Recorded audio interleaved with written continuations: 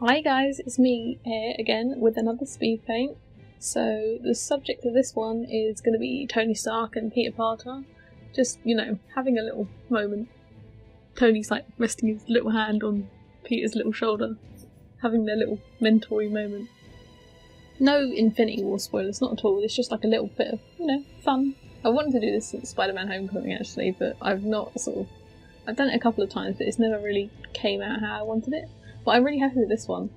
I'm also going to apologise for the birds outside. I'm not sure if you're going to be able to hear them, but they are being ultra loud. Silly birds. Oh, and my chair's a bit, well, not a bit, it's completely broken. So if you hear any sort of creaking noises, that's my very broken chair that I can't afford to replace right now. So yeah, it's the same sort of process as I usually do with my illustrations, sort of using the ink brush in Krita, doing the black liner all on like a layer on top of traditional drawing.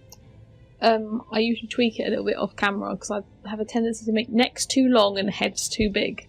So I sort of tweak it digitally because it's a lot easier to do it that way rather than like doing it traditionally and completely rubbing it out. Yeah. The other thing that I always do off camera is the backgrounds, because I never really think about where I want to go with it or what I want to do. So it usually takes me like half an hour of experimenting, and I don't think I can short that down to something that's going to be interesting to watch, to be honest. So I just cut it out.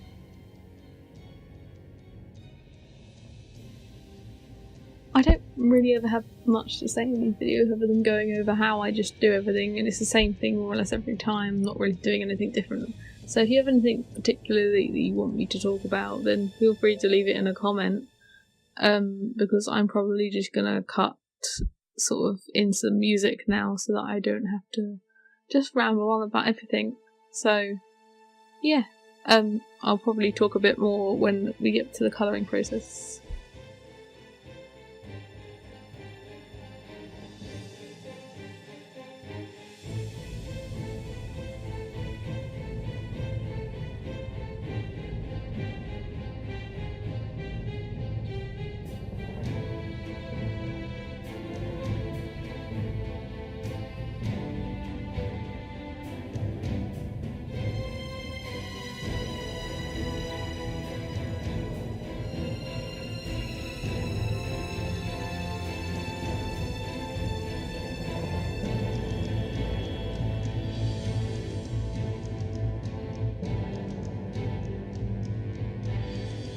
Oh my god, I had such a struggle here. I could not for the life of me get his mouth right, so I sort of just cut the recording and got it right outside of the recording and moved on with my life because I couldn't, I don't know if it was the recordings of me being able to get it right or just like the fact that I couldn't get it right, I don't know.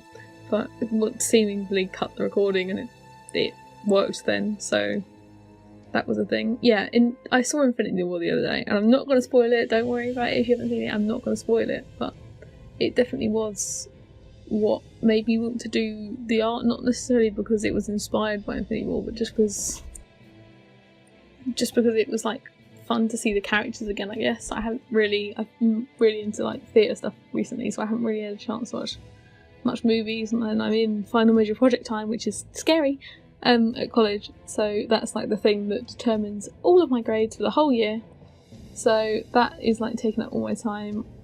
I didn't even think I was going to get a chance to make this video or this artwork actually. Yeah.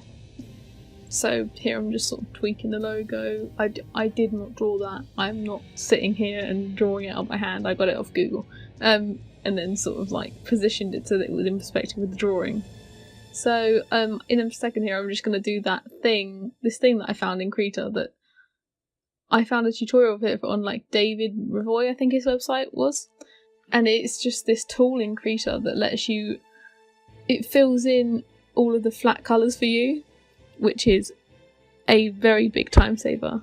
So it fills in all the flat colours for you, and all you have to do is like fill them in with a paint bucket tool or put it on like preserve opacity, and you can go over it with your own colours, and it has saved me so much time.